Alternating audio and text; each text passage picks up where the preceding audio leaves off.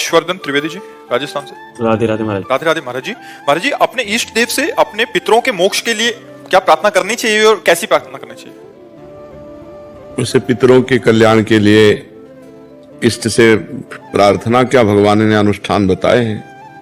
गया जी जाए, वहां भगवान के चरण चिन्ह है, वहां पिंड दान करे, श्रीमद् भागवत का साप्ताहिक पारायण करके अपने पितरों के कल्याण के लिए करे। भगवान ने विधान बनाए, पितृपक्ष में श्राद्ध करे, गया जी जाए, श्रीमद् भागवत का अनुष्ठान करे, या भगवान नाम जप करके अपने पितरों को दान करे, या पितरों के निमित्त भंडारा करवावे, संत महात्माओं को भोजन पवाए, गौ सेवा करावे, ये सब सुकृत अपने पितरों को दे तो उससे पितरों का कल्याण हो जाता है।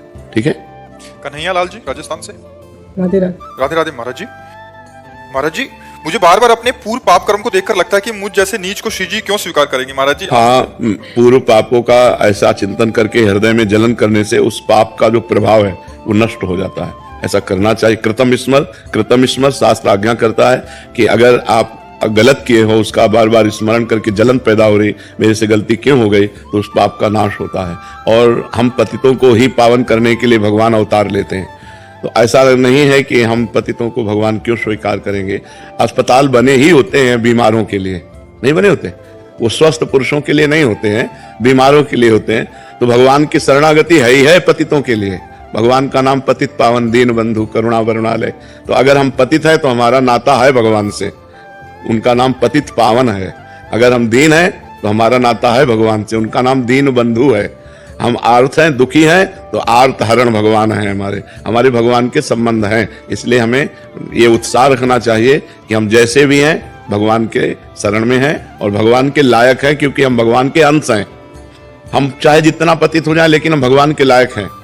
बेटा चाहे जितना बड़ा निकृष्ट आचरण कर बैठे, पर वो कहेगा तो अपने बाप का ही नाम। तो हम हैं तो भगवान के ही, हमारे अंश ही तो भगवान ही है। ईश्वर अंश जीव अविनाशी, ईश्वर का अंश ही तो जीव है। तो हम भगवान के ही अंश हैं। हमसे गलती हो गई, हमसे पाप हो गए, तो हे भगवान हमें क्षमा करो या दंड दो, मैं आपकी शरण में हूं। ये पक्की बात है। हम श्री जी के शरणागति के लायक हैं, क्योंकि हम किसी लायक नहीं है इसीलिए हम शरण में हो रहे हैं। तो ये हमारी शरणागति पक्की स्वीकार करते हैं। चाहे जितना बड़ा दुराचारी हो, भगवान की शरण में आ जाए। भगवान करे कोटि विप्र बध लागे जाहू, आए शरण तजऊ नहीं ताहू। करोड़ विप्रों के मारने का, ब्रह्म ऋषियों के मारने का पाप हो और मेरी शरण में आ जाए तो मैं उसे त्यागता नहीं। भगवान कह रहे हैं जो नर होई चराचर द्रोही, पूरे विश्व का द्रोह करने वाला हो, आवे सब है शरण तक मोही।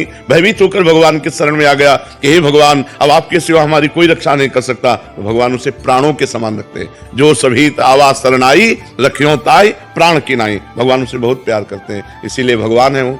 इसीलिए भगवान है कि नीच पतित दुराचारी को भी गले लगाते हैं और उसका कल्याण करते हैं। जो पहले पाप करते रहे वो भगवान की शरण में हुए तो महात्मा बन गए, ब्रह्म ऋषि बन गए। जो राम राम नहीं कह पाते थे, मरा मरा कहे, वो ब्रह्म पदवी को प्राप्त कर लिए। यही भगवान की भगवत्ता है, यही भगवान की महिमा है कि हम पतितों को भी वो पावन कर देते हैं, हम दीन जनों को भी वो गले लगाते हैं, हम असमर्थ असहाय को भी वो सहायता करते हैं। हम वो अगर देखें, हमारी तरफ देखें तो हमारा कभी कल्याण ना हो। वो हमारी तरफ ना देखकर अपने स्वभाव की तरफ देखते हैं, अपने प्रभाव की तरफ देखते हैं, तो उसी से हमारा कल्याण हो जाता है। सिद्धि शाह जी, अहमदाबाद से। राधे राधे। राधे राधे महाराज जी। महाराज जी, भक्ति करने बैठे तो कभी वो अपनी जो असफलताएं मिली हैं जीवन में उसका स्मरण करता है, जिसके कारण सही से भक्ति नहीं हो पा रही। महाराज जी, भक्ति में मन स्थिर नहीं हो रहा महाराज जी। हाँ, मेहनत करने पर मन को बार बार जब हमारा मन लक्ष्य से हटे, लक्ष्य कहते जैसे हम राधा राधा जपने बैठे और बार बार गलत चिंतन करता है या भूत का चिंतन करता है या भविष्य का चिंतन करता है, तो हमको उस चिंतन से हटा के नाम में लगाना होगा। ये अभ्यास करना होगा। अभ्यास योग युक्तेन चेतसा नान्यगामिना। यदि हम बहुत समय तक ऐसा अभ्यास बार बार करें कि जो नाम छोड़कर मन बार बार संसार में जा रहा है उसे बार बार नाम में लगाएं, बार बार नाम में लगाएं, तो ये लगने लगेगा। या जहां जहां मन जाए वहां वहां भगवान को देखने की चेष्टा करें कि जब सृष्टि नहीं थी तब भगवान थे, जब सृष्टि नहीं रहेगी तो भगवान रहेंगे, तो बीच में भगवान ही तो हैं। जिस रूप का ध्यान हो, जिस वस्तु का ध्यान हो, जिस व्यक्ति का ध्यान हो, उसमें भगवान की भावना कर लो तो आपका भजन अच्छा होने लगेगा। दो प्रक्रियाएं अपनाओ। एक तो जहां जहां मन जाए वहां वहां से हटा के अपने लक्ष्य में लगाना, या जहां जहां मन जाए वहां कोई वस्तु हो, कोई व्यक्ति, कोई पदार्थ का चिंतन होगा तो उसे भी भगवान देखना कि इसमें भी भगवान विराजमान है, कोई कण ऐसा नहीं जिसमें भगवान विराजमान ना हो। यदि हम भजन के समय ऐसा चिंतन करेंगे तो धीरे धीरे मन जब पवित्र हो जाएगा वो भगवान में लग जाएगा। पर दीर्घ काल तक ऐसा अभ्यास करना पड़ेगा। ये कोई 2-4 दिन में ऐसा नहीं कि 2-4 दिन हम करें और हमारा मन भगवान में लग गया। दीर्घ काल तक, अब जब तक हमारा मन निर्मल नहीं होगा तब तक वो चंचल होकर भागता रहेगा, और जहां निर्मल हुआ तो जिस जप में लगे उसी में लग जाएगा। और मन अभी स्वाद नहीं पाया भजन का, इसलिए भागता है। नहीं तो देखो आप लोग, आपके मनोनुकूल फिल्म हो तो 3 घंटे मन कहीं नहीं भागेगा, नहीं भागेगा ले ना। भगवान का भजन है ना सत्य है, झूठी है। कोई भी फिल्म झूठी तो रची जाती है, पूरी की पूरी 100% झूठी रची जाती है, लेकिन हम पैसा दे करके भी झूठा दृश्य देखने में इतने तन्मय हो जाते हैं कि 3 घंटे कब व्यतीत हो गए पता नहीं चलेगा। मनोनुकूल होना चाहिए। अगर ऐसे ही भगवान में स्वाद मिल जाए, भगवान के नाम में, भगवान के रूप में, तो फिर मन नहीं भागेगा। अभी उसको स्वाद नहीं मिला तो संसार की तरफ भाग रहा है। जहां स्वाद मिलेगा तो नहीं, तब तक हमको ये परेशानी करनी है कि बार बार उसको हटा करके ना। ये परेशानी ही है कि अब हम भजन में बैठे, हम शांत होना चाहते हैं, वो अशांत कर रहा है, तो बार बार उसको हटा हटा करके भगवान के नाम में लगाने से वो करत करत अभ्यास के जड़मत होत सुजान, रस्सी आवत जाती सिल पर होत निशान। तो ऐसे ही मन फिर अभ्यास के कारण वो भगवान में लग जाता है। निधि जैन जी, गुजरात से। राधे राधे महाराज जी। महाराज जी, मुझे बहुत अधिक नकारात्मक विचार और अधिक डर सताता है। मन अपने नियंत्रण में नहीं रह पाता। ये बहुत खतरनाक स्थिति है, ये बहुत खतरनाक स्थिति है। अगर नकारात्मक सोच बनी रही तो डिप्रेशन में पहुंचा सकती है और परेशानियां पैदा कर सकती है। जब यही सोच ज्यादा बढ़ जाती है तो शरीर के नाश की भी सलाह देने लगती है। नकारात्मक सोच बहुत खराब चीज है। ये पाप से आती है। जब हमारे से कोई पाप बन जाता है इस जन्म में या पूर्व जन्म में, वो जब सवार होता है तो देखो, चाहे जितनी विपरीत परिस्थिति हो, अगर सकारात्मक भाव है तो हम उसमें भी आनंदित रहते हैं। भगवान की कृपा है। आज आई है परिस्थिति बदल जाएगी। जैसे दिन नहीं रहा रात आई, ऐसे रात नहीं रहेगी दिन आएगा। ऐसे सुख और दुख है, दुख आया है तो सुख आ जाएगा, सुख है तो फूलो मती, दुख आने वाला है। एक क्रम है इसका। तो हमें चाहिए कि नकारात्मक सोच को नष्ट कर दें भजन बल के द्वारा। हम खूब नाम जप करें और अपनी नकारात्मक सोच को छोड़ें, और भय करने की जरूरत नहीं। सर्वत्र भगवान है। जब जिसको जहां मरना है, आप ना आवे आप पर ताई तहां ले जाए, वो वहीं जाएगा।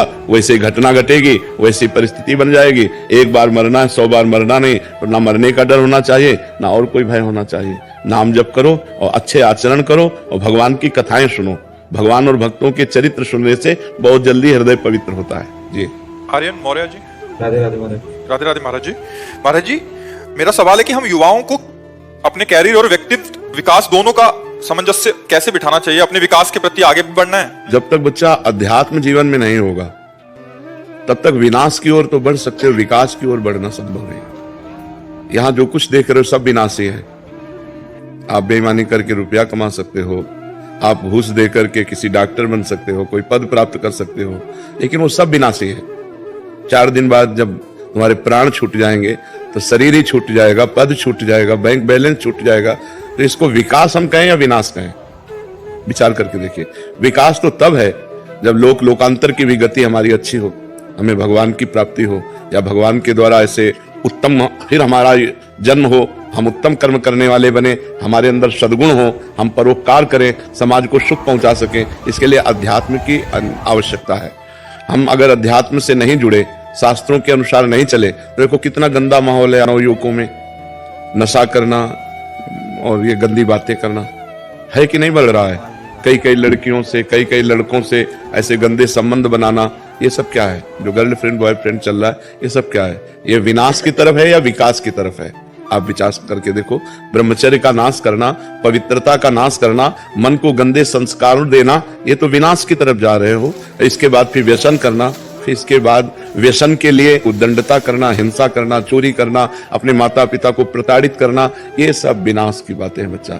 अगर हम लौकिक और पारलौकिक दोनों उन्नति चाहते हैं तो हमें अध्यात्म से जुड़ना चाहिए, हमें सत्संग सुनना चाहिए, हमें शास्त्र स्वाध्याय करना चाहिए और भगवान का नाम जप करना चाहिए और अपने माता पिता बूढ़े जनों की सेवा करनी चाहिए। उनके चरणों के आशीर्वाद से हम आगे बढ़ेंगे, ऐसी भावना रखनी चाहिए। अपने बुजुर्गों को भगवान की तरह पूजे। अगर उनका आशीर्वाद मिला तो भगवान का आशीर्वाद मिला, अगर उनका मंगल भावना हमारे प्रति बनी रही तो सामाजिक और पारमार्थिक दोनों उन्नति हमारी होती रहेगी। हमारा नाम जप, शास्त्र स्वाध्याय, सत्संग और सेवा ये हमारे जीवन को उठा देगी। और जिसके जीवन में ये नहीं है तो वो जीवन विनाश की तरफ बढ़ रहा है। भले वो अपने को समझ रहा है मैं विकास की तरफ जा रहा हूं, यहाँ विकास नहीं है, यहाँ विनाश है। अंत कब देखना होता है, परिणाम। बुद्धिमान जन परिणाम देखते हैं, जो मूर्ख होता है वो वर्तमान के सुख को देखता है, जो बुद्धिमान होता है वो भविष्य की बात सोचता है कि ये जो कार्य कर रहा हूं इसका परिणाम क्या होगा, इसका भविष्य क्या होगा। जो विवेकी है वो परिणाम देखता है। तो परिणाम यहाँ जो कुछ भी है वो सब विनाशी है। अगर हमने भगवान का भजन नहीं किया, सदाचरण नहीं किए, परिवार में हम शांति प्रेम नहीं बना पाए, समाज को हम परोपकार के द्वारा सुख नहीं पहुंचा पाए, तो हमारा जीवन विनाशी और विनाश ही कमा पाए। अविनाशी कुछ हाथ में लगा नहीं। अविनाशी है भगवान का नाम, भगवान का ध्यान, भगवान का चिंतन करते हुए भगवत भाव से समाज की सेवा। समझ पा रहे हो आप?